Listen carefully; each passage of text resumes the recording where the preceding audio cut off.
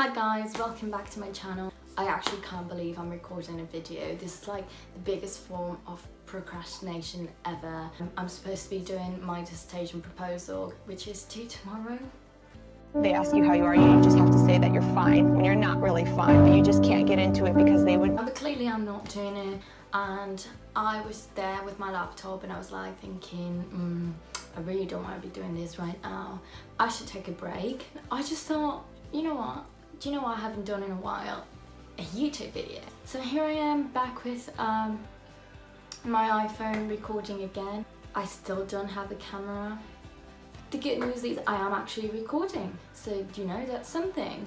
Thumbs up for me. So today I'm gonna be talking about some tips when finding a student house and when looking into student housing, because it can be a bit tricky sometimes and you find like some dodgy houses. Not very nice places to live in general. So anyway, if you're an international student or even if you're an English student but you are interested in like knowing a bit about student housing, keep watching this video. If you would like, subscribe to my channel and give it a thumbs up, everything, you know, the whole thing. And without further ado, here's the video. The first advice I want to give people is housemates. They're so important. It's so important to pick the right housemates. You can't end up living with gross people and people that you don't want to be living with. Trust me. It's just not nice. Like you're gonna have to spend a whole year living with them, sharing kitchen, sharing bathroom, toilet, literally being like separated by a wall, and you're gonna get to a point that you really hate them, and it's just not nice, not a nice way to live with someone. So definitely pick your housemates right. I know you have to pick them very early in the year and it is quite annoying, but just try to pick someone that you think you might get on with and not someone you barely know, just because they're friends of a friend. It's good to get to know your housemate first, so if you kind of have an idea of who you want to be living with, hang out with them a bit more, maybe stay over at theirs or like let them stay over at yours. Do they leave things a mess? Sorry about that, I am one of those. Obviously, your closest friends at university are going to be the people that you want to live with. If by any chance you can't do that, there's always people that doesn't have housemates either. But get to know them first and just jump right in there, because again, you're going to be living with them for a whole year and you don't want to be living with someone that you don't actually like. My second advice will be location. Obviously, if you're a student looking for a student housing, you want to be close to university. I feel like sometimes you have to compromise a bit of money for location or the other way around. I'd rather be closer to uni and pay a bit more, because I will be saving so much more. Like bus times, it's just so annoying. If you get a car, you would save money driving, but you know, it's at the end of the day, it's up to everyone. Personally, my house this year is right in between university and the city centre, and I'm very happy with the location I have this year. But last year was horrible. It was far from university and it was on the opposite side of the city centre, so it wasn't close to anything. We were literally in the middle of nowhere and I was just there like But thankfully this year we got a very nice location. So yeah, that's my tip number 2. Tip number 3, once you've got your location and your housemate, you find the right house, you're moving in, first thing you need to know is ask your landlord for an inventory and check everything that's wrong. If there's a little tiny stain on the wall, write it down, take a picture, send everything to your landlord, because at the end of the year when you move out and the new people are moving in, they're gonna tell those little things to the landlord, and if they don't know that that was there when you moved in, you're gonna pay for it.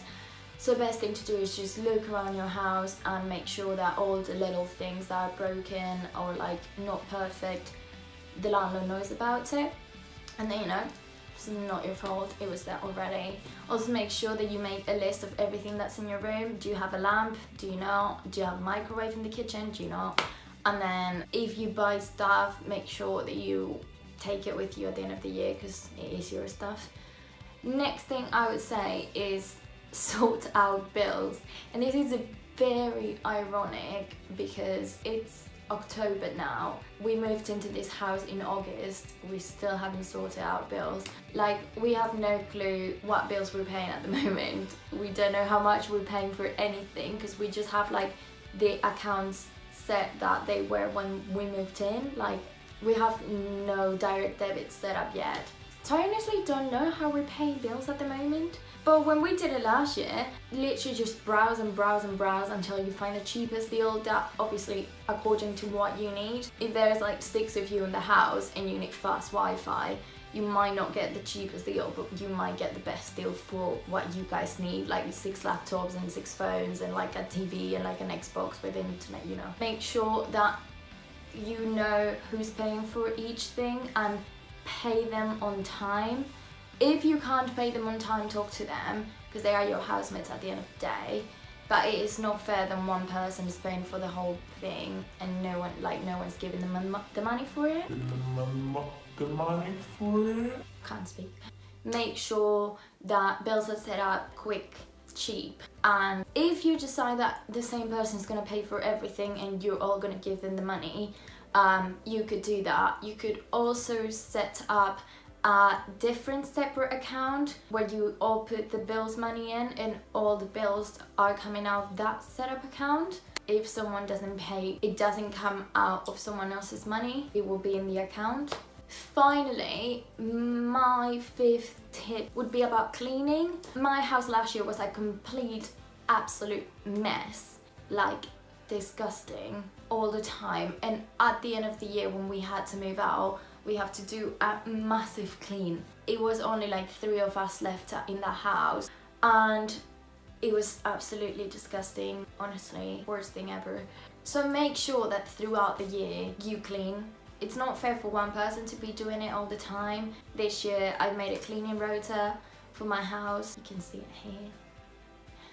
And sometimes working, sometimes isn't. Like some weeks you're just busy and you can't do it, but it's like good to have a set ideas of what you should be cleaning that week. Everything's in it, like living room, kitchen, bathroom, hallways. Nice and easy to keep it clean. You don't need to deep clean your house every single time, like every single week, but it'd be nice to keep on top of it so you don't have to do everything at the end of the year. Be easy to keep things nice and tidy. Not that I am the best person to give that advice, but I had to clean up my room to make this video, so you know. Actually, I think that was my last advice for now. Those are 5 tips that I hope it helps you guys to find a good student house. Definitely worth looking at those 5 things when you're moving in. And if you like this video, please subscribe because I'm actually gonna try to post often this time, you know, keep my channel up and stuff like that. Give it a thumbs up and share it if you can. Thank you, and I'll see you in the next video.